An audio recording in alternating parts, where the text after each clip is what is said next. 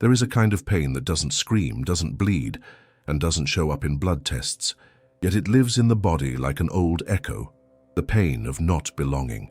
A feeling as persistent as it is invisible, as if every room in the world was built for someone who is not you. As if every group had a secret code you were never given. The body senses it before the mind does. It stiffens in meetings, shrinks at parties, hesitates to speak its truth, even among the closest people. There's a silent tension that accompanies every step, no matter where you are. It's like carrying a mute reminder that you're out of sync, as if you're the only one who never learned life's choreography. No one needs to say anything. The discomfort is in the air, and even when people welcome you, something inside whispers, "Don't get too excited, this won't last." Because there's a kind of loneliness that doesn't depend on the presence or absence of people, but on how much you feel allowed to be yourself among them. The feeling of being out of place everywhere doesn't begin in adulthood. It isn't born in college or at your first job, or in the meeting where your opinion was dismissed. That feeling has deeper roots, often planted long before you even understood the word belong. Maybe it started when you were a child and noticed that your excitement was too much, that your sensitivity was drama, that your spontaneity made others uncomfortable. Maybe you learned to watch others in order to copy, imitate, adapt, and even doing everything right, you still felt like something was wrong with you. The body of a child who learns not to belong becomes the body of an adult who enters every room with a silent apology. You don't even notice it anymore, but you're always shrinking emotionally, as if your very presence might be too much for others. This body that recoils, that evaluates before existing, is not weak. It is a wounded body that learned to survive in places where there was no room for its truth. When growing up means adapting to discomfort, belonging becomes a distant luxury. And then life turns into a camouflage game. You try to find where you fit, but every attempt feels like a disguise. And the more you try to fit in, the more it feels like you're betraying yourself. It's a cruel paradox. The longing for connection blends with a deep fear of being exposed, rejected, left out. You get tired, frustrated, ashamed. You start thinking it's your fault, that you just don't know how to socialize, that there's something broken in you. But maybe the problem was never you. Maybe the environment around you was simply too small for who you were. And when the feeling of not belonging stays too long, it becomes identity. It's not just that you feel out of place. You start believing you are the outcast, that this is your nature, your fate, your burden. But that label was stuck on you before you even had a chance to define yourself, and every experience of exclusion only reinforced that belief. The good news, and at the same time, the greatest challenge, is that this can be rebuilt, but not through force, effort, or pretending. It's not about making yourself fit where you don't. It's about finding or creating the spaces where your presence doesn't need to wear a mask to be accepted, where the body can finally relax, where you no longer have to be what others expect just to be loved. Because true belonging doesn't demand performance, it demands truth, and yours, no matter how much they made it seem wrong, is exactly what makes you worthy of connection. Long before trying to fit into the world, many people already felt like they didn't fit in their own home, and that leaves a mark, a deep one.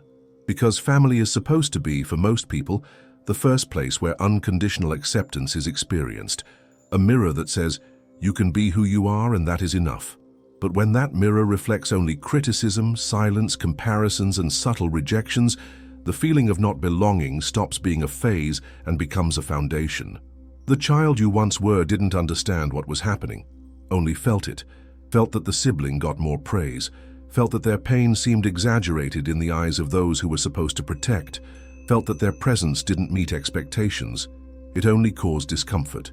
And so, without a manual and without guilt, you began to mold yourself, trying to figure out which version of you would finally be accepted. But some homes are made of emotional silence. Environments where affection is procedural, where talking about feelings is awkward, where sensitivity is corrected and spontaneity is a problem. In these spaces, you don't learn to love, you learn to survive. And surviving means adapting, staying quiet, watching your every move. It's common to hear, but you had everything. And maybe you did in terms of food, school, gifts. But there wasn't always room for your subjectivity, your truth, for the pain that wasn't visible, but was still real. The body of someone who grows up in a family where they are tolerated, but not embraced, becomes accustomed to feeling out of place. You learn to behave so you won't be a bother. You learn to hide what you feel so you won't be called dramatic. And worst of all, you learn that to love may mean to erase yourself. Growing up feeling like there's no room for you in your own home creates an invisible yet powerful pattern, the belief that you are the problem. Because in childhood, when something goes wrong, the child doesn't blame the parents, they blame themselves. And that guilt turns into endless attempts to fix something that was never under your control. You try to please, try to be useful, try to be strong, try to be funny, try to be invisible, and still you keep feeling like you're too much. That feeling settles like a shadow, one that follows you into every other space in life. You enter groups with fear. You walk into friendships comparing yourself. You go into relationships with the belief that you have to earn every bit of affection, because deep down, something in you still carries the belief, if even my family didn't see me, who else will? What many don't realize is that this pain isn't just a memory. It shows up in the body, in relationships, in choices. You might be in a new environment, surrounded by kind people, and still feel like an intruder, because what got engraved in you wasn't just explicit abandonment. It was subtle, repeated, internalized emotional abandonment. What you learned was to look at yourself through the eyes of those who never understood you. And that distorted lens makes it hard to even recognize when finally someone offers you a real space. You hesitate. You pull back. You think it's too much kindness, that it won't last, that it must be a mistake. Because your body got used to the role of someone who was never truly welcome. And this, painful as it is, can be transformed. But it begins by acknowledging that the pain was real. Belonging to a group, to a relationship, or even to yourself often begins with validating your own story. Understanding that you felt like a stranger in your own home isn't ingratitude, it's emotional clarity. It's the beginning of reclaiming your narrative, where you no longer have to minimize your experience to protect anyone's memory, where you can finally ask, what if it wasn't my fault? Maybe you didn't need to be different. Maybe you just needed to be accepted. And maybe healing isn't about finding a perfect place to fit in, but about creating, inside and out, a space where you can exist authentically, where old exclusion becomes strength, and the pain of not belonging gives way to the power of someone who learned to offer themselves the welcome no one else did. Some people grow up feeling like their existence is too much, that they feel too much, talk too much, want too much, or on the contrary, that they are too quiet, too slow, too introspective to fit into what the world seems to expect. This kind of loneliness is different from simply being alone. It's a loneliness that begins in the mirror, when you don't recognize yourself in what others value, when it feels like there's something fundamentally wrong with who you are, as if you always have to calibrate, adjust, compensate. The soul learns to observe itself through the same critical gaze it once received, and you begin trying to be the right size for everyone, except for yourself. You start hiding your most intense parts, erasing your gentleness, silencing your desires. You mold yourself so much and for so long that one day you're no longer sure whether what people love in you is real or just a character. This loneliness is also built from small moments that seem trivial to outsiders, but feel like internal cuts to the one experiencing them. The judgmental look after a spontaneous laugh, the uncomfortable silence after you open up too much, the comments saying you're weird, too sensitive, too slow, or too intense. All of it forms an invisible narrative with a clear message: the way you are isn't good enough. And then you start monitoring yourself, trimming yourself down, keeping yourself in check. You become an expert at sensing the room before you dare to exist in it. You read people's moods, sense where it's safe to speak or stay quiet. And it's exhausting, because being absent is less painful than being fully present and rejected. So, for protection, you begin to exist only halfway. And the worst part is that even when surrounded by people, even in social settings, you still feel out of place. Because the exclusion is no longer just external, it now lives inside you. You might have friends, family, a partner, but you feel like you have to filter your thoughts, tone down your enthusiasm, shrink your depth just to keep the connections intact. You begin to fear getting excited because you've been told it's too much. Fear getting sad because they'll call it drama. Fear expressing yourself because you've heard you make things complicated. And slowly, that kills the most authentic part of you. The part that never wanted to be correct, only wanted to be seen. But the world taught you that visibility is costly, that being too whole is intimidating, that being too delicate is inconvenient. And the result is a life where you are accepted, but never truly loved. Because you can only be loved when you're whole, and you've learned to hide. The root of this pain often doesn't lie in a major trauma. It lies in the repetitions, in the phrase said 1,000 times that sounds like praise, but is really a disguised demand. In the, "You're so smart, you just need to be less intense." The, "You're great, but try harder to be like the others." The, "You're good company, but you talk too much." Each one of these sentences, each micro-correction, slowly pushes you further away from yourself. And the result is this chronic feeling of inadequacy, of being strange, poorly adapted, emotionally wrong. The feeling that you're always trying to keep up with a rhythm that isn't yours, always striving to be accepted by people who never even ask who you really are. Because someone who's always adapting to others is often never truly seen by anyone. But there is a breath, a possible breaking point, and it begins when you stop apologizing for feeling what you feel. When you understand that intensity is not a flaw, that being slow is not failure, that sensitivity is not weakness.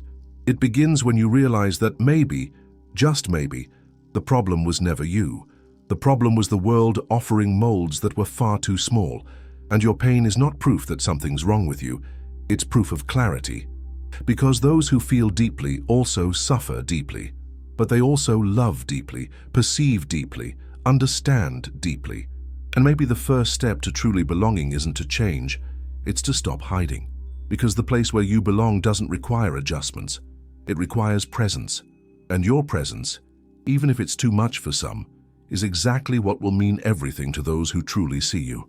There is a pain many carry but few ever name, the pain of being constantly seen but never truly recognized, of having your presence acknowledged, even praised, but your essence ignored, of standing before others, being greeted, complimented even, yet not understood, not accessed, not deeply read. This creates a kind of silent trauma that erodes self-esteem from the inside out.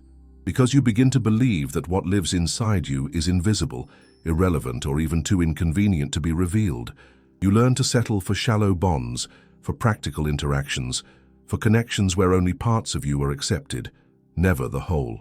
It's like living in a house where no one really enters. They just peer through the window and still claim they know you. That wound begins early, often in childhood, when you try to show the world who you are, but receive back a reduced version of yourself. The child who feels deeply is called dramatic. The one who questions too much is labeled rebellious. The quiet one gets boxed in as shy or off in their own world. And so you are read superficially, slotted into quick, generic definitions, labels that don't explain you, only confine you. Over time, you adapt to this way of being. You offer the world what it seems to want, and hide the rest. But that rest is exactly what makes you unique, and that's where the frustration of living in relationships lies, where all the effort goes into being understood, but the result is being misunderstood. To be looked at without being seen is a refined form of emotional abandonment. Because on the outside, everything seems fine. You have people who talk to you, who listen, who are physically present. But the inner sensation is one of emptiness, of conversations that never arrive, of touches that don't reach, of smiles that don't hold you. Beneath all that is a longing almost no one dares say aloud, the longing to be fully recognized, to be embraced in both your light and your shadow, without needing to justify yourself. But in a world that moves fast, stays shallow, and rewards performance, being truly seen has become a luxury, and those with souls too deep for surface-level connections end up feeling broken for wanting something more, for hoping that someone might one day look inside and say, "I see you, I really do." The impact of that is devastating, because you start believing that if no one has truly seen you until now, maybe there's nothing there to see. Doubt creeps in. Am I interesting? Am I worthy of attention? Am I imagining this depth I feel inside me? And that's how the trauma turns into self-abandonment. You stop showing yourself. You stop explaining. You start becoming what others expect, saying what pleases them, fitting into social molds just to avoid yet another disappointment. But every time you shrink, the pain of being unseen grows. It's a cruel cycle. The more you hide, the more invisible you feel. And the more invisible you feel, the more you believe you should stay hidden. But healing doesn't lie in waiting for the world to change. It lies in reclaiming the courage to exist in full, even when there's no audience, even when no one claps, even when no one immediately understands. Because your depth is not exaggeration, your complexity is not confusion. Your sensitivity is not neediness, it is richness, it is intensity, it is truth. And those who don't see that simply aren't ready to. But you are. You are ready to see yourself without a filter, to give yourself the gaze you've spent so long waiting to receive from others, and from there to allow near only those who are also willing to truly see and not just look. There is a kind of fear that doesn't scream, doesn't violently paralyze, but slowly erodes every attempt to be spontaneous. The constant fear of being judged, even when no one says a word, even when everything is silent. It's a fear that lives in anticipation, in the eyes that scan the room before speaking, in the heartbeat that races before offering an opinion, a fear that begins long before speech, settling into every gesture, every choice, every stifled laugh. You feel like you're always being tested, that everything you do is being evaluated, not just by strangers, but even by those who love you. It doesn't matter if it's a casual meetup, a work meeting, a family lunch. The feeling is the same, being watched under criteria you don't know but feel pressured to meet. This fear doesn't appear out of nowhere. It's built slowly, in environments where mistakes are treated as character flaws, where difference is seen as a threat, where spontaneity is corrected, and authenticity becomes a punchline. Maybe you grew up in a home where everything you did was compared to someone better, or at a school where simply being yourself made you a target for criticism. Maybe you spent time around people who always had a ready remark to diminish, correct, or discredit you. And over time, you learned to be cautious, to stay quiet before making a mistake, to watch yourself before existing. Because being judged hurts, but being judged for who you are, that wounds in ways that don't easily heal. And the problem is, once that fear takes hold, it no longer needs an audience. It begins to operate on its own, like an internal voice that corrects you before anyone else has the chance to. You start policing yourself constantly, rehearsing phrases in your mind, rehearsing behavior, calculating every move, every reaction. You begin avoiding opinions, avoiding saying no, avoiding standing out, not for lack of desire, but because of overwhelming vigilance. Life becomes a stage where you're performing all the time, even behind the scenes. And by the end of the day, the exhaustion you feel isn't in your body, it's in your soul. The exhaustion of living in fear of being misread. This imagined judgment is deceptive because it disguises itself as caution, as maturity, as self-awareness. But in reality, it's the prison of preemptive self-judgment, and it affects everything: your creativity, your ability to connect, your ease of simply existing. You start avoiding social situations, isolating yourself, turning down invitations. Or the opposite, you go everywhere, but wear a mask so well that no one notices the desperate voice inside saying, "Am I making a fool of myself?" This kind of suffering is lonely, because you often appear fine, but only you know the emotional cost of every interaction, of every "I'm okay" that actually means, "I'm just trying to survive emotionally right now." And the lingering question is, how do you break free from something so deeply rooted? The answer isn't easy, but it begins by acknowledging that this fear is not weakness, not exaggeration. It's trauma, emotional trauma from being overexposed, over-criticized, overlooked, over-corrected, from having to be accepted at the expense of your truth. And healing begins slowly, in safe silence, in trustworthy connection, in therapy, in spaces where you can finally be without fear, where you can make mistakes without punishment, where someone says, "You don't need to be perfect to be loved." Because deep down what you fear isn't judgment itself, it's the abandonment that might follow. But maybe today you're ready to understand that anyone who abandons you for being yourself was never truly worthy of all that you are. Some people feel everything with an intensity the world isn't prepared to hold. They sense the atmosphere shift with a single word. They pick up on heavy silences. They're moved by the tone of someone's voice, even when that person insists everything's fine. This is the reality of those who carry high sensitivity, a sharp, refined, emotionally amplified perception of life. But what should be a gift quickly becomes a burden when that sensitivity encounters environments where everything must be rational, mature, under control. And so the sensitive soul, born to touch the world's beauty and wounds, learns to shrink to avoid discomfort, learns to smile when it wants to cry, learns to say "I'm fine" while falling apart inside. And over time, it forgets what it felt like to live with an open heart. When high sensitivity isn't welcomed, it becomes a constant source of shame, because you start to believe you're feeling wrong, that crying over small things is weakness, that caring about what others don't even notice is overreacting, and that shame starts shaping your identity. You begin to hide your reactions, to withdraw when emotions overflow, to avoid opening up so you don't seem fragile. Every repressed tear becomes a brick in the wall you build between what you feel and what you show. A wall that, yes, protects, but also isolates. Because no one can truly reach you if you don't let yourself be touched. And no one can truly love you if you don't show who you really are. But how do you show yourself when every time you tried, someone told you it was too much? This silent pain of those who feel the world more deeply is almost always misunderstood. Because it's not just about emotion. It's physical, relational, energetic sensitivity. It's the body tensing in hostile environments, even without shouting. It's the heart racing in response to cold glances. It's the soul shrinking when others realize you feel more than you should, so you start living on alert. An emotional radar always on, scanning for signs of rejection, criticism, abandonment, as if your skin were thinner. Everything gets through.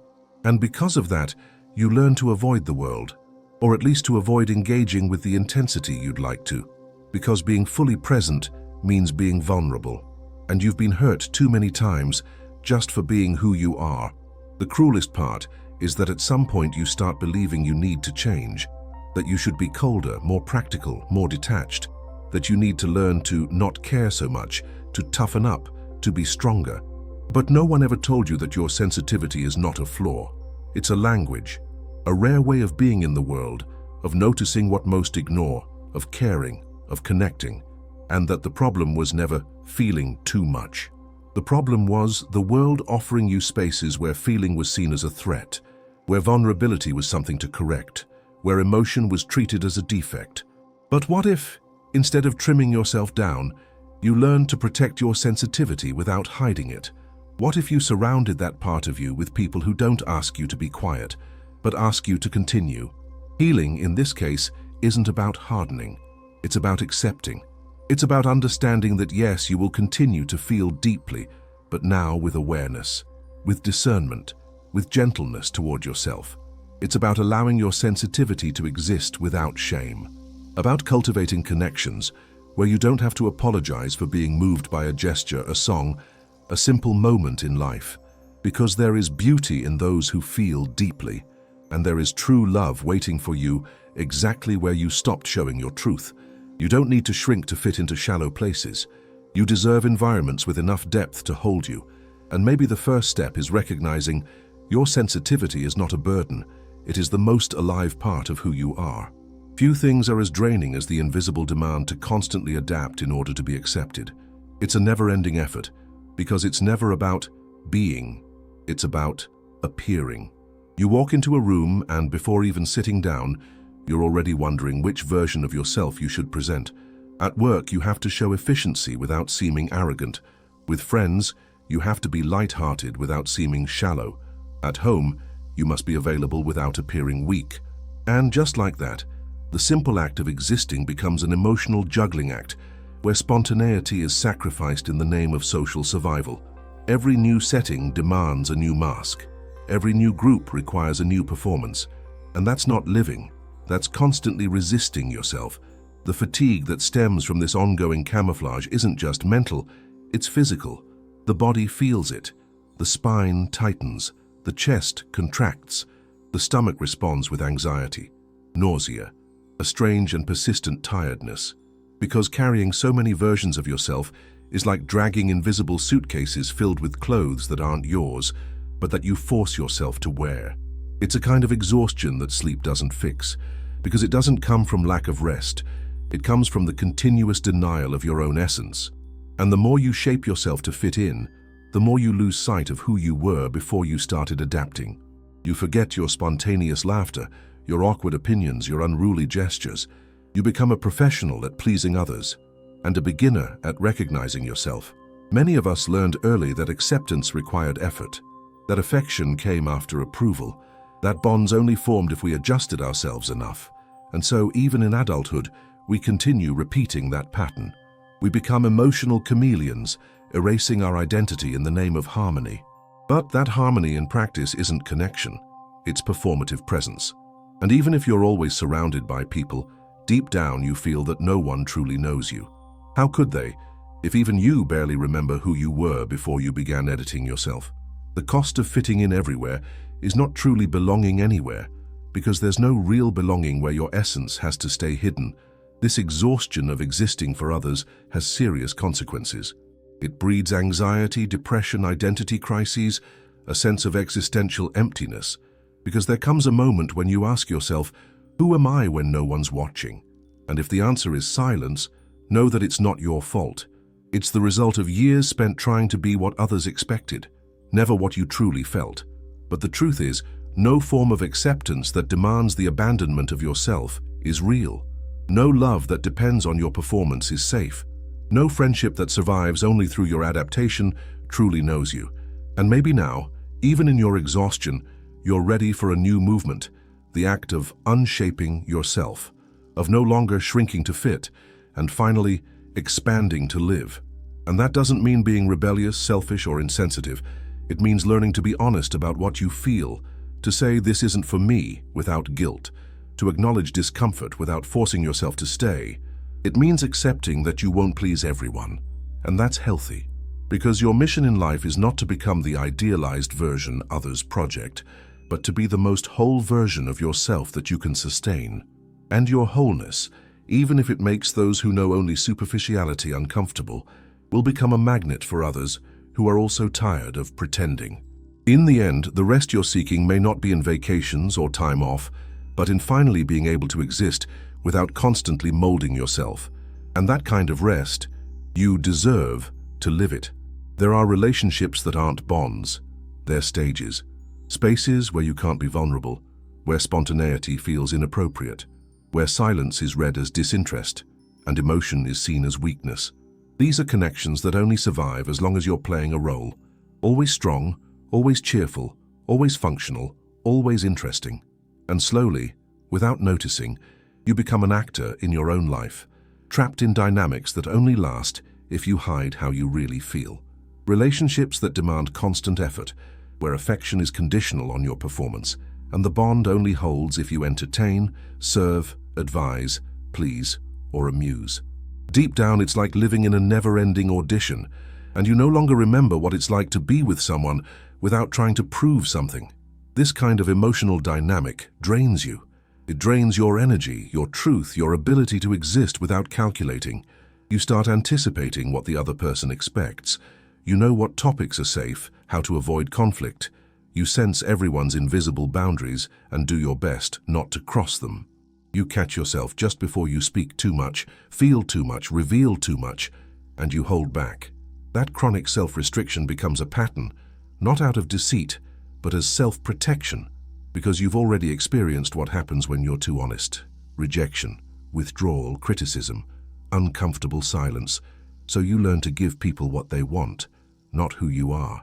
But living like this is exhausting, deeply, because no mask, no matter how well fitted, stays comfortable for long. And the cruelest part is that even after giving so much, you still feel like you owe something, because someone who's only loved for their performance lives in constant fear of the day they can't deliver the show. And that fear eats away at your emotional safety. You stop opening up when you're struggling, because you fear being a burden. You stop asking for help, afraid you'll let someone down. You avoid showing weakness, worried it'll shatter the image others have of you. So you hold everything in, swallow the tears, patch your own pain in silence just to avoid displeasing anyone. But deep down, there's a question burning, aching, desperate. Would anyone love me if I weren't good at anything? That question is the heart of every relationship built on performance, because these connections don't rest on the truth of who you are. They depend on the usefulness of what you offer. And that's devastating to your self-worth. It makes you believe that you must always be on to deserve affection, that you're only lovable if you stay interesting, strong, pleasant, productive, and without realizing it, you begin to confuse affection with approval, presence with convenience, love with dependency, and worst of all, you start to forget what it's like to live in relationships where simply existing, even on your dullest days, is enough to be held. But true bonds don't demand a performance. They welcome silence, they hold space for absence. They make room for your tired, strange, vulnerable selves. And what can save you from this suffocating dynamic is starting to say no to what demands you to act. Begin gently to test the waters with small doses of truth. Show your fragility to those who claim they love you, and watch. Ask for something instead of always offering. Stay quiet instead of entertaining. Be honest instead of just being pleasant, because only then will you see who stays, who holds, who sees past the persona. And when someone loves you precisely on the days you're not okay, that's when healing begins. Not because you were strong, but because you finally allowed yourself to be whole. At some point in life, work stopped being just an activity and became a shield, an escape, and an identity. It became a refuge because there, at least, you knew what to do. There was a script, clear goals, the possibility of recognition. At work, you knew how to behave to be valued, and for someone who's felt invisible in so many other places, that's almost a relief. It's where you can perform, deliver, stand out. And precisely because of that, you begin to seek shelter in it, not just for the paycheck, but for the feeling of belonging, which, even if partial and conditional, feels better than nothing. But what begins as shelter eventually turns into a cage, because soon work demands more than you can give. It asks for presence, energy, productivity, even when you're already empty inside. What many people don't realize is that over-involvement with work isn't always about passion. Sometimes it's escape.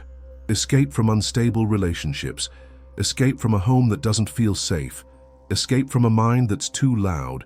Because when you're busy, you don't have to feel. And for someone carrying old, unresolved wounds, feeling can be unbearable. So the workday becomes anesthesia, performance becomes armor, and work becomes the only place where you feel useful, needed, relevant. But at the same time, you start confusing it with who you are. You no longer know what you enjoy outside of it. You don't have time for what used to bring you joy.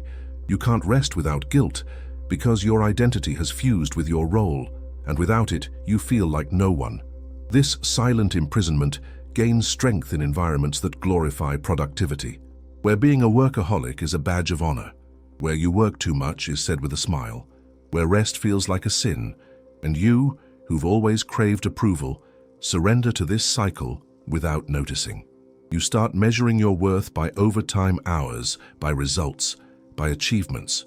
And when something goes wrong, a mistake, a layoff, a critique, the pain is overwhelming, because it wasn't just the professional who failed, it was you entirely. When there's no separation between what you do and who you are, every professional setback becomes a full-blown identity crisis.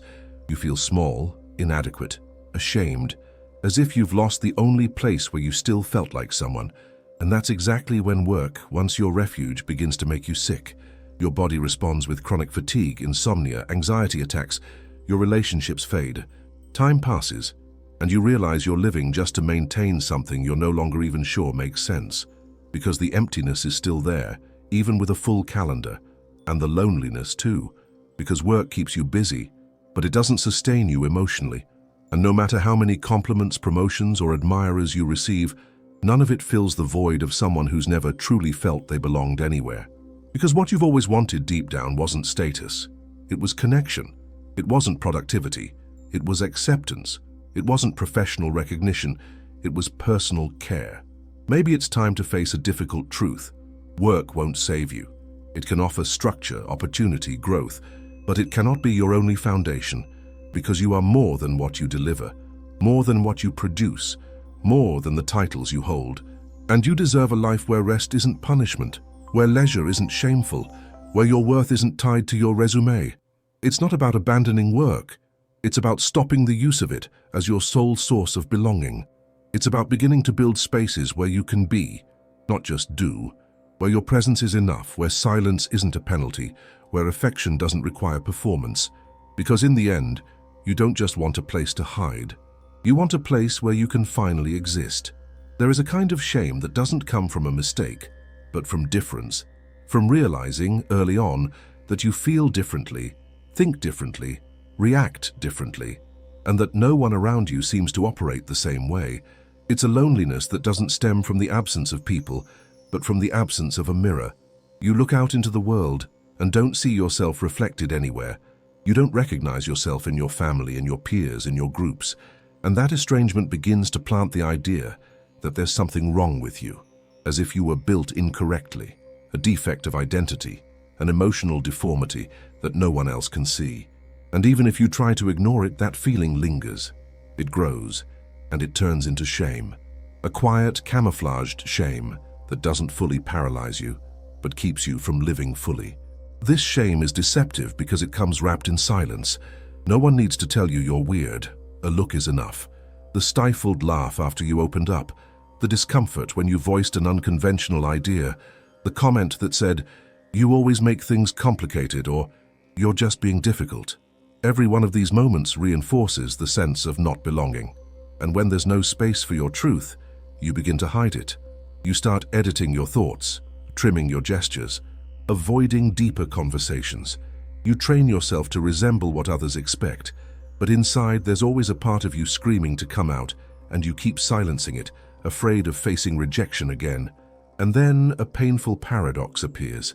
The more you try to fit in, the more distant you feel, because that fitting in requires you to betray yourself, and there's no real belonging where self-abandonment exists. You're physically present, but not really there. People like you, but it's the version of you that you present. And deep down you know that. You know that laugh wasn't yours. That response was calculated. That silence was self-imposed. And this constant awareness separates you from the world. You're there in body but emotionally exiled. It's a form of living in exile, surrounded by people, yet chronically alone on an island only you inhabit. The cruelest part is that this shame about who you are starts contaminating even the moments when you could thrive, because you begin to prune yourself preemptively. You don't take risks, you don't show yourself, you don't create, you don't speak up, because you've come to believe that everything about you needs to be corrected. And this distorted self-image makes you turn down opportunities, sabotage relationships, hide from life. It's as if you're constantly afraid that someone will one day discover your difference and pull away. But maybe the real pain isn't in being different, but in never having met someone who said, "I'm like that too." That's why building real, honest connections is so vital, because sometimes all it takes is a single welcoming gaze to shatter years of shame. One conversation where you feel understood can begin to rebuild you. One space where your difference is welcomed, not corrected, can let you finally breathe. It's not about belonging anywhere. It's about belonging to a place that sees your uniqueness as richness, not a flaw. A space where you can, over time, shed the shame of being who you are, and wear with courage the wholeness that has always existed in you, even when no one saw it. Because being different is not something to hide. It's an invitation to create new ways of connecting, more real, more human, more profound. There is a kind of emptiness that confuses, because it doesn't show up when you're alone, but precisely when you're surrounded by others. You're among people, conversations, messages, voices, and still there's a hole in your chest, a silence screaming from within, an absence that no one around you notices. And what's most disconcerting is trying to explain it without sounding ungrateful, dramatic, or strange. How do you justify sadness when apparently you have company? How do you name the discomfort of being among friends and still feeling like you're nowhere at all? How do you admit that even in the presence of affection, you feel misplaced, invisible, disconnected from everything and everyone? This emotional emptiness often comes from a presence that isn't relational. It's merely physical. You're there, but you don't feel seen. You speak, but don't feel heard. You share, but don't feel held. The interactions happen, but they don't reach you. They don't land, because there's no depth, no real listening, no genuine bond. There's only noise, polite words, superficial exchange. And it's that gap between presence and connection that hurts, because it's not the loneliness of someone who is alone. It's the loneliness of someone who feels lost, even when surrounded. And that kind of loneliness is even more cruel, because it denies you the solace of solitude. You're surrounded, yet emotionally orphaned. And when this emptiness repeats itself, it starts to create deep doubts. Is the problem me? Am I asking for too much? Am I emotionally needy? Is my pain disproportionate? And so you try to adapt, you try to enjoy, you try to convince yourself that everything is fine, but the body doesn't lie. The chest tightens, the heart closes, the light in your eyes dims, because your body feels what your mind tries to deny, that in that space, you're not being reached, that in that group, you're performing presence. And the more it happens, the more exhausted you become, because smiling without joy, listening without being heard, existing without being felt, comes at a high cost. This emptiness can also be inherited. A residue of a life where affection was conditional, relationships were fragile, where your presence was never truly welcomed. And so, even when someone tries to love you now, you can't trust it. Even when there's room for you, you don't know how to fill it, because your body is used to being ignored, dismissed, corrected, and the emptiness becomes familiar, almost comfortable, because it feels safer to stay inside this known void than to risk opening up and being hurt again. But you were not born to carry this absence forever. You weren't born to live in relationships where you must beg for emotional attention. You weren't born to be half of yourself. True emotional presence is rare, but it's possible. And to find it, maybe the first step is to stop settling for shallow connections. Stop justifying what doesn't nourish you. Stop insisting on places where your soul must go quiet so your body won't be cast out. You deserve bonds where your silence is heard, where your vulnerability doesn't scare anyone, where your affection doesn't need translation. Relationships where you don't have to shout to be noticed, nor vanish to be respected. Because the opposite of emptiness isn't a crowd, it's an encounter. And every human being deep down just wants one thing: to be found by someone, somewhere, for real. And if you've never felt that until now, it's not because you don't deserve it. It's because maybe, just maybe, you haven't yet allowed your most honest presence to exist out loud. There is a silent kind of pain that settles in when you can no longer see yourself clearly, because you only see yourself through the eyes of others. A fragmented, distorted reflection, edited by comparisons that slowly erode your self-image day after day. You look at yourself not with kindness, but with judgment. And that judgment isn't natural. It's built. Built every time you compare yourself to someone more charismatic, more productive, more attractive, more sociable, more successful. And without realizing it, you start measuring yourself by standards that were never yours. You begin evaluating yourself with someone else's ruler, and you punish yourself as if failing to meet those expectations is proof that you are worth less. The problem is, these comparisons aren't just conscious. They creep into the smallest moments of your daily life. You see someone standing out and feel like you're falling behind. You see someone with a vibrant social life and wonder if you're socially broken. You see someone speak easily about themselves and feel ashamed of how much you freeze up. And the cruelest part is that these comparisons happen even when you know the other person's reality is curated. Even knowing everyone has their own timing, their own story, their own path, you still feel late, behind, not enough. Because the hole comparison digs isn't logical, it's emotional. And once dug, that hole begins to devour your spontaneity, your self-worth, your freedom to be who you are. This distorted reflection often begins in environments where you were compared too much, since childhood maybe. The sibling who was more obedient, the cousin who studied harder, the friend who was more outgoing. Every compliment to someone else, even if unintentional, became a silent criticism of you.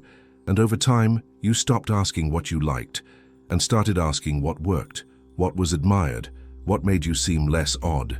And so you began shaping yourself not out of desire, but from a need to belong. And the result is this feeling that no matter how hard you try, it's never enough.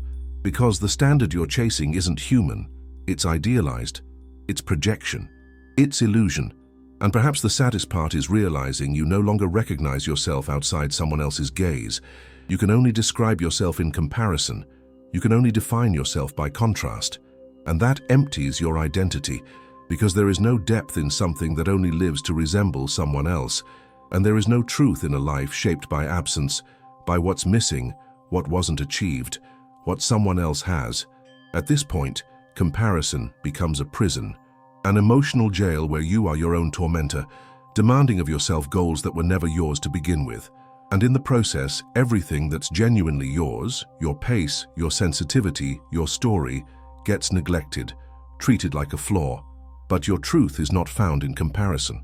It's in singularity. It's in the detail only you have, in the rhythm only your body knows, in the unique way you see the world. And reclaiming that gaze requires rupture. It requires you to stop searching for yourself in someone else's reflection. It means returning inward, gently, patiently, lovingly, and asking, who would I be if I had never compared myself to anyone? That question might hurt at first, because it reveals absence, reveals wounds, reveals how much time you spent trying to be anything but yourself. But it's only from that question that the rebuilding can begin, because you weren't born to be a replica. You were born to be whole. And someone who is whole may not fit into every mirror, but they overflow with truth wherever they are seen with real eyes. Some questions don't come from reason. They are born from the repetition of pain. And perhaps the most corrosive of all is this one. Am I broken? Not because you did something terrible, not because you hurt anyone, but simply for existing the way you do, for feeling too much, thinking too much, being too quiet, being too intense. This doubt, which settles in slowly and silently, is one of the cruelest because it doesn't question something you did. It questions your very existence. It doesn't point to a mistake. It targets your essence. And when that happens early in life, the damage runs deep.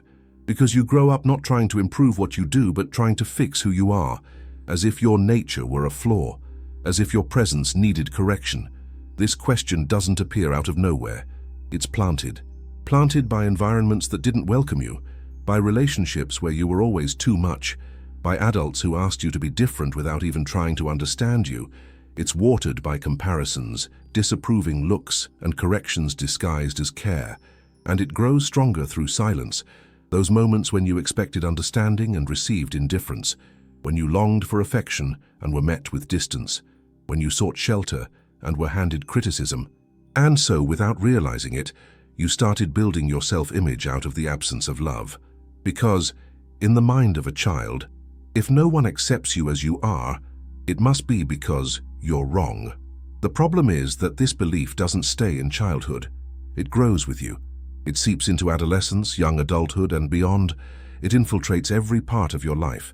You sabotage relationships because you believe people will leave as soon as they see the real you. You shrink in the workplace because you're sure you'll mess up again. You stay silent among friends out of fear of sounding ridiculous. You avoid making decisions because you're convinced you'll disappoint someone. This constant doubt doesn't paralyze you with a scream. It wears you down with a continuous whisper. A whisper that says, you're worthless, you don't belong, you're not enough. And no matter how much you achieve, no matter how much rational evidence you gather that you're doing fine, the whisper stays. Because the root isn't logical, it's emotional. It's relational, it's identity-based. And then comes the trap. In an effort to silence this doubt, you start doing everything you can to prove the opposite. You try to be perfect, efficient, likable, unquestionable. But that effort doesn't heal. It only hides.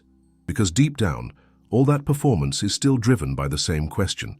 If I'm perfect, will they finally love me? And the answer is always conditional. Because love that depends on performance isn't love. It's emotional negotiation. And you deserve better. You deserve bonds where your imperfection isn't an obstacle but part of the affection, where your failures aren't reasons for exclusion, but opportunities for care, where your mistakes aren't a sentence but an expression of your humanity. The question, am I broken, only finds relief when it's answered with loving presence. When someone, maybe a therapist, maybe a friend, maybe yourself, looks you in the eye and says, no, you're not broken. You're just someone who wasn't understood at the right time. And everything changes from that point on. Because little by little, you start to doubt the doubt. You start to question the voice that condemns you. You begin to allow yourself to inhabit your story without fear of being as you are. And it doesn't happen all at once. It's a process, a path, a return to yourself. But it's possible, and it's worth every step. Because you didn't come into this world to spend your life trying to fix yourself. You came to remember once and for all that you were never broken. Few acts are as lonely as building a version of yourself that others can love, even if, in the process, you abandon who you really are. These are invented lives, edited identities, stories molded to fit the expectations of others. Not out of dishonesty, but out of emotional survival. Because at some point you realized that being fully, rawly, spontaneously yourself wasn't enough. And so you began to fabricate, pretending to be okay when you were falling apart, acting secure when you felt like collapsing, appearing strong when all you wanted was to be held. You created characters who smile when they want to cry, who listen to everyone but are never heard, who do everything right, yet feel lifeless inside. These inventions are so subtle that sometimes even you don't notice. They start with small omissions, a quick, "I'm fine," a compliment accepted with a smile, but without truth, a behavior copied just to blend in. But over time, these small performances accumulate, and they form a persona, a social avatar that seems functional, even admirable, but no longer represents who you are. And the worst part is, when people connect with this invented version, you don't feel loved, you feel trapped. Because every new connection requires you to maintain the performance. You become afraid of being seen in your truth, and once again, not being enough. This process is especially devastating because it alienates you from yourself. You become a stranger in your own skin. You no longer know what you like, what you want, what you feel. Everything you do is designed to gain external approval, and that slowly drains your life energy. Because to be truly present requires surrender. But when you're too busy performing, there's little of you left to actually live. And that's when the sense of emptiness creeps in, the fatigue, the feeling that you don't belong anywhere. Not because the world is against you, but because the world only knows a version of you that you invented just to hold on to love. And no love can survive where authenticity was sacrificed. This emotional performance is often inherited from a life where being genuine was punished. You showed emotion, and they laughed. You showed desire, and were judged. You showed pain, and were met with silence. So you learned to hide, to adapt, to perform. But now maybe you're just tired. Tired of pretending. Tired of holding up the mask. Tired of smiling with your face while your chest quietly cries. Tired of living a life that, though accepted by many, has never truly been yours. And that exhaustion is the beginning of change. It's your body saying it can no longer be the backdrop to a story where you're not the main character. To uncreate these versions takes courage, the courage to risk not pleasing everyone, to lose people who only love the character, to face the discomfort of not knowing for a while who you are without all those masks. But it's also liberating, because only when you give up being what others expect can you begin to discover what actually belongs to you. And that's when true connections begin to form. Bonds that love your real presence, your mess, your intensity, your silence, your imperfection, because the love that heals is the one that stays even after the character leaves. And you deserve that kind of love, but you'll only find it when you're willing to be found. Not for who you pretend to be, but for who you truly are.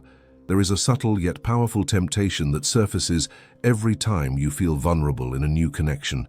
The urge to pull away before rejection can strike again, not because you want to be alone, but because you've learned over time that walking away first hurts less than being left behind. It's a form of control, a silent attempt to protect the scraps of self-esteem still intact. Because when you grow up misunderstood, dismissed or corrected simply for being yourself, the world starts to feel far too dangerous to live in with an open heart. And so, you learn to exit the stage before the scene has the chance to cast you out. You learn to vanish, to sever ties halfway, to avoid getting too attached. Because to love, and to be loved, has become too great a risk. This type of emotional withdrawal isn't loud. It's a silence that builds gradually, a can't make it that becomes routine, an unanswered message, a declined invitation, a longing smothered by pride, an absence no one understands, but that you carry like a shield, because you do wish you could be there. But something inside you screams, if I stay any longer, I'll get hurt again. So you leave.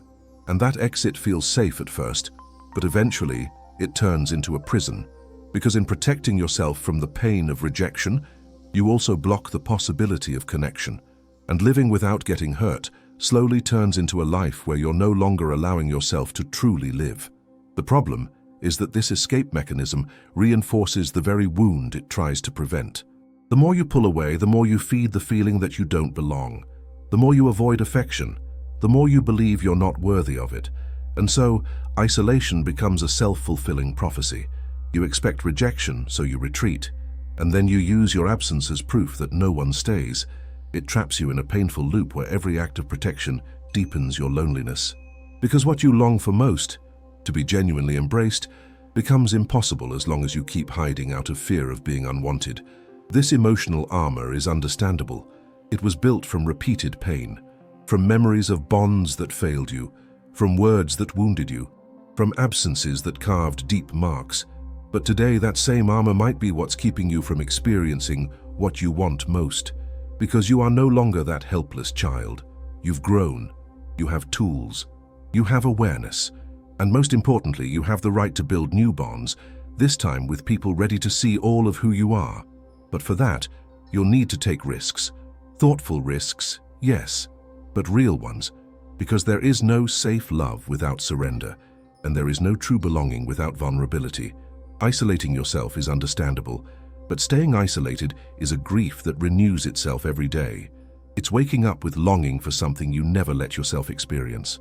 It's missing an embrace that could have happened, if only you'd stayed. So maybe now it's time to try little by little to stay a bit longer, to open up a bit more, to reveal a bit more, not to everyone, but to someone with real eyes, someone who sees without haste, who listens without fixing, who stays even when you're not at your best, because it's within these kinds of bonds that healing happens, and you don't have to abandon yourself again just because someone once left you. You have the right to stay, to exist and to be loved, without having to disappear first. There is a kind of anger that doesn't explode. It implodes.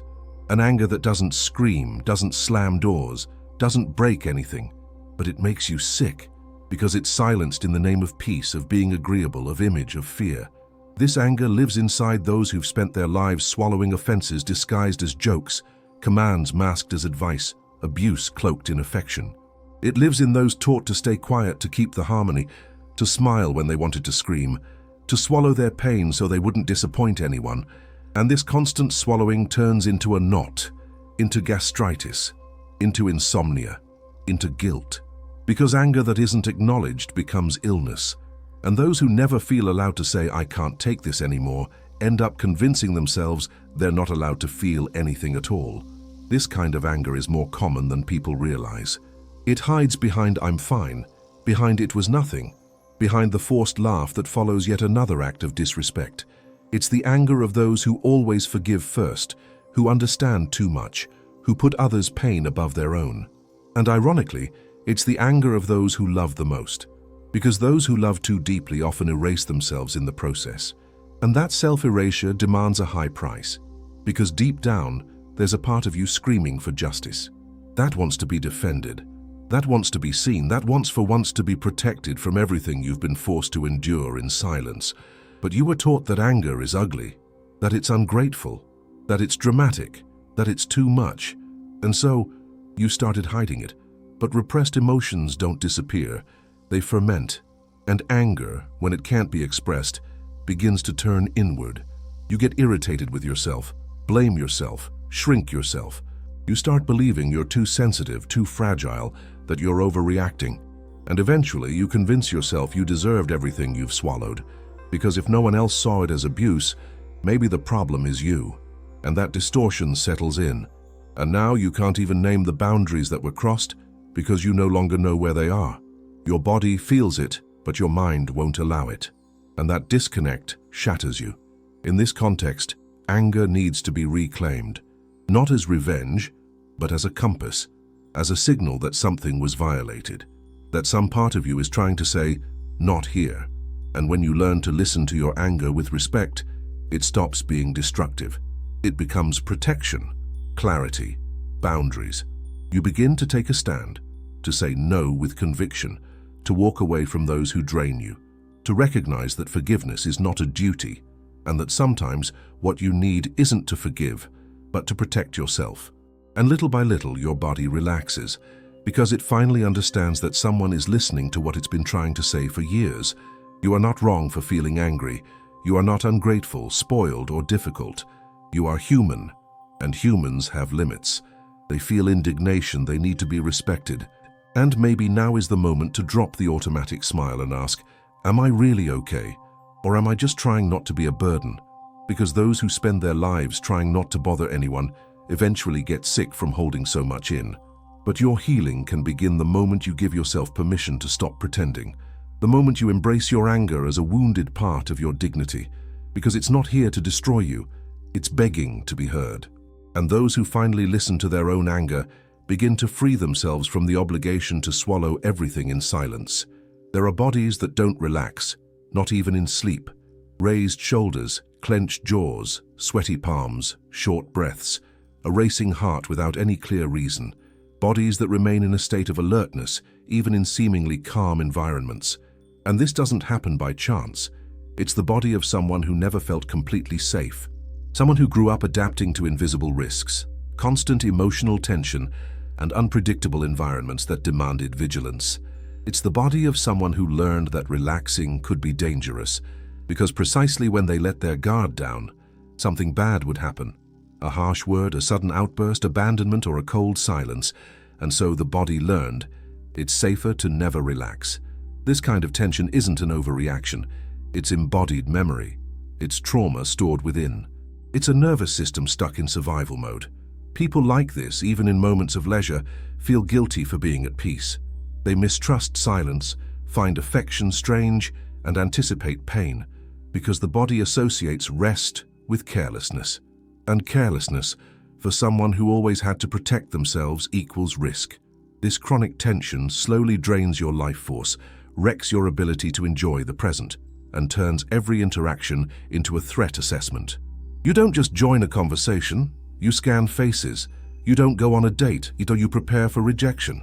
The body isn't there to live, it's there to survive. The cruelest part is that this hypervigilance becomes part of your identity. You get so used to bracing for the worst that you start to mistrust the best. You begin rejecting relationships that offer safety because something in you believes you don't deserve it. You start sabotaging good experiences because you're sure you'll lose them. It's the body screaming, it's not safe to trust. And that belief has often been shaped by real experiences of neglect, emotional harm, and relational invisibility. You've been hurt so many times while vulnerable that your body now protects you constantly. But this kind of protection comes at a high cost. It prevents surrender, blocks joy, and erases presence. A body in tension doesn't need fixing. It needs listening. It needs environments where it can exist without defense. Relationships where it can cry without being called weak. Spaces where touch isn't invasion but comfort. This is a body that no longer responds to words, only to consistency. Because it has heard too many promises. It's seen affection turn to abandonment. It's known presence that vanished without explanation. That's why it doesn't trust pretty words anymore. It needs safe silence, gentle presence, gestures that don't demand. Healing begins when this body finds something rare. Someone who stays. Someone who doesn't rush, who doesn't force, who doesn't expect. Someone who understands that your slowness to trust isn't dramatics, it's survival. And most importantly, when that someone is you. When you look at yourself with compassion and say, I understand why you're like this. I won't push you, but I'm here, and I'll stay. The tension begins to loosen when fear is acknowledged, not mocked. When the past is validated, not erased. When affection is built slowly, not hastily. You are not broken, you are conditioned. And conditioning can be undone. With patience, with love, with presence. Your body is not your enemy. It just wants to protect you. And maybe now, gently, it can learn a new way of existing. A way where living no longer means being constantly on guard. A way where rest isn't a threat. Where touch feels safe. Where love no longer terrifies. And where finally you can breathe. Not with fear, but with relief. There are gazes that don't just see, they heal. Because for the first time, you're not being analyzed, measured, evaluated, or corrected. You're simply seen. Without expectations, without judgment, without framing.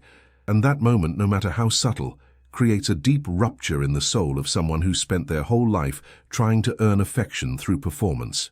Because when someone looks at you with truth and doesn't try to fix anything in you, something very rare happens.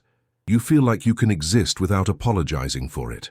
And in that emotional space, something within you begins to unravel. An old knot, an old fear, an old habit of pleasing. It all starts to soften, because finally, your presence has stopped being a problem and has become welcome. For someone who's always been corrected when showing vulnerability, this kind of gaze is almost unbelievable. At first, it even feels strange. You get suspicious. You wait for the judgment to come, even if disguised as advice. You anticipate the comment, the instruction, the "I'm just trying to help." But it doesn't come. Instead, there's silence and listening. There's a presence that holds you without trying to change you, and that dismantles something inside. Because your body is used to defending itself, it's trained to scan for criticism. It's conditioned to expect rejection. So when someone welcomes your pain, your joy, your mess, without edits, it's as if something in you whispers, "I knew this was possible." And this first time, that first encounter with true acceptance, might not come from a romantic partner or even your family. Sometimes it's with a therapist, other times with an unlikely friend, or even a stranger who listens with their heart, not through the filters of the world. What matters isn't where it happens, but how it transforms you, because from that moment on, a new reference is planted within you, a new internal compass, and over time, you begin to seek that same kind of connection in other spaces. You start rejecting relationships where you're only accepted in fragments. You drift away from those who only engage with your edited self, and you move closer to those who let you breathe your truth freely.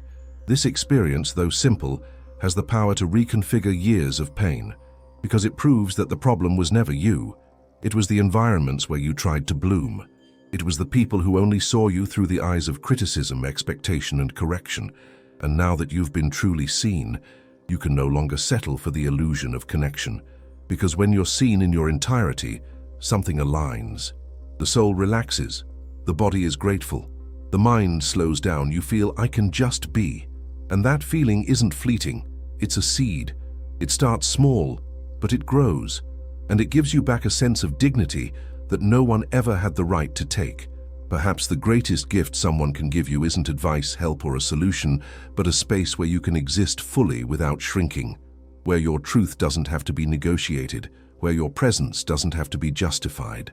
And when that space happens, something in you changes forever, because someone who has been seen with real love no longer accepts living in hiding, no longer tolerates surface-level relationships, no longer pretends everything is fine just to avoid being a burden, because now you know it's possible to be seen and still be loved, and that changes everything.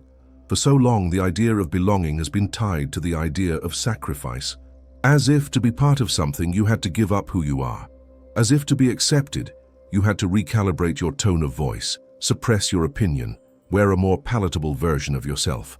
And in this way, belonging became a transaction. I give you my authenticity and you give me the illusion of inclusion, but over time the price of that becomes too high, because what you gain in approval, you lose in truth. And the question that begins to echo inside you becomes inevitable. Is there still a place where I can belong without having to disappear? A question not asked lightly. It comes from the exhaustion of living a life as only half of yourself. This kind of self-erasure isn't always obvious. It's subtle. It happens when you smile just to keep the peace, when you say sure while your soul wants to scream no, when you listen but aren't really present, when you accept invitations you don't want, when you endure jokes that hurt, and all of it slowly fades you away. Because belonging that depends on your silence isn't connection, it's submission. It isn't relationship, it's camouflage. And the pain of that is silent but devastating, because you're surrounded by people yet no one knows you. You're included, but you're not really present. You're participating, but without soul. And that kind of participation tastes like exile. But what if there's another path? What if true belonging begins the moment you stop trying to please, when you begin to say no without guilt, when you speak your mind without fear, when you let your presence arrive before your performance? Yes, it's scary at first, because the world is used to adapted versions of you, and many people might find it strange, might pull away, might even disappear. But that movement, however painful, is necessary. Because only when you stand whole can you see who truly sees you, who stays, who holds space, who wants you, not just what you provide. Belonging without erasure requires courage. It demands facing the possibility of being rejected by those who never truly saw you. It demands standing firm in your truth, even when that leaves you silent in a noisy group. It means learning to be alone for a while until the right bonds come. But that temporary solitude is worth infinitely more than constant company, where you must hide yourself. Because what's at stake isn't just affection, it's dignity, it's emotional life, it's freedom. And emotional freedom begins when you say, I will no longer pay with my essence just to be included. Yes, it's still possible to belong without disappearing, but not everywhere, and not with just anyone. You have to choose, select, create new spaces, sometimes even start from scratch. But when you find or build on that space, the experience is transformative, because there your presence isn't too much, your intensity isn't excessive, your silence isn't absence. There you don't have to edit yourself. You can simply be. And that's not a little, it's everything. Because deep down, what you've been seeking all your life wasn't popularity or approval. It was an emotional home, a place where your full existence fits, where you don't have to shrink to enter, where your soul can finally rest. After a lifetime trying to fit into others, squeezing yourself into molds that stifled you from the inside, maybe now you're ready to take the most courageous step of all, to build an emotional home that doesn't require you to shrink in order to enter. A place where you don't need to wear a mask, don't need to ask for permission to exist, don't need to trade your truth for affection. And that home, contrary to what you were taught, doesn't begin in another person. It begins in you, in the moment you look at yourself with less judgment and more listening. In the moment you decide, with both firmness and gentleness, that you will no longer live trying to be half just to please others, because your wholeness deserves a home. This emotional home isn't built in haste. It rises slowly, using the ruins of versions of yourself you no longer need to uphold. It's born when you welcome your sadness without trying to fix it, when you honor your anger as a boundary, when you let your joy arrive without apologizing. It's an inner house built on presence, not perfection.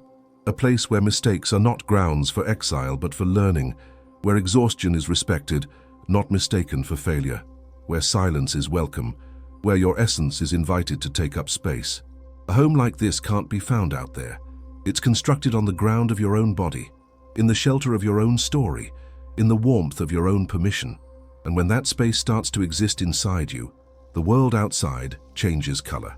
Because you no longer rely on external validation to feel real, you begin to move with more lightness. You start saying no without guilt. You show up with truth, not with expectation. Because now you know you can walk away from any place that asks you to abandon yourself. And more, you realize that true love, the kind that embraces, that sees, that stays, only blooms when you are whole. The love that heals doesn't come from your attempt to adapt. It grows from the soil of your authenticity. This emotional home is also built in the smallest choices. Each time you honor a boundary, each time you stop pleasing in order to protect yourself, each time you walk away from those who drain you and move closer to those who truly listen, each time you choose rest over overload, affection over obligation, connection over performance. And the most beautiful part is, when you live in this inner place, you start attracting those who also want to live with truth. You begin to form relationships where there's no fear of being, where there's no need for disguise, where love doesn't demand a frame, just presence. So if at some point on this journey you've asked yourself whether a place still exists where you can belong without losing yourself, the answer is yes. That place begins with you. It doesn't depend on perfect settings or flawless people. It depends on your decision to welcome yourself before expecting others to do so, to see yourself with tenderness before asking it from the world, to be home to yourself before trying to fit into someone else. Because once you become your own home, everything changes, and the belonging you always searched for in others' eyes begins, for the first time, to bloom from within.